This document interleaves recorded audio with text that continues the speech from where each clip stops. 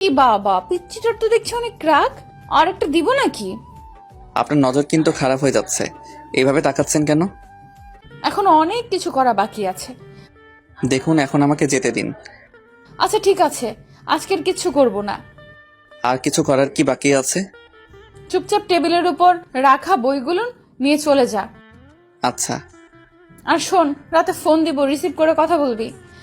যেমন আপনার ইচ্ছা। তারপর ওনার থেকে বইগুলো নিয়ে চলে গেলাম। আপুর রুমে গেলাম। এই নে তোর বই।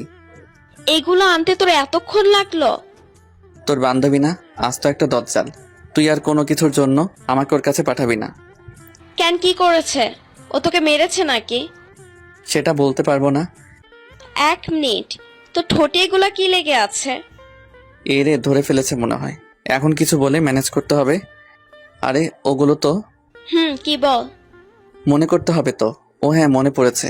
রাইস আপু ওনাদের বাসায় নাস্তা দিয়েছিল, ওইগুলো ঠোঁটের মধ্যে লেগে আছে। সত্যি বলছিস তো?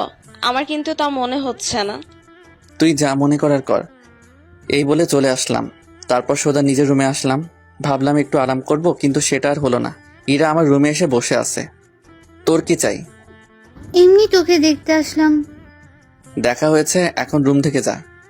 এভাবে বলছিস কেন, যেন আমি তোকে বিরক্ত করছি? না, বিরক্ত কেন হব? আমার তো ভালো লাগছে। কি বলবি বল।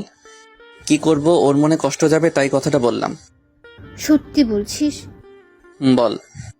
আচ্ছা, আমাকে একটা কথা বলতো, রাইসা আপুর সাথে তোর সম্পর্কটা কি? সম্পর্ক মানে? ওনার সাথে আমার কি সম্পর্ক হতে পারে তুই জানিস না? না, জানি না।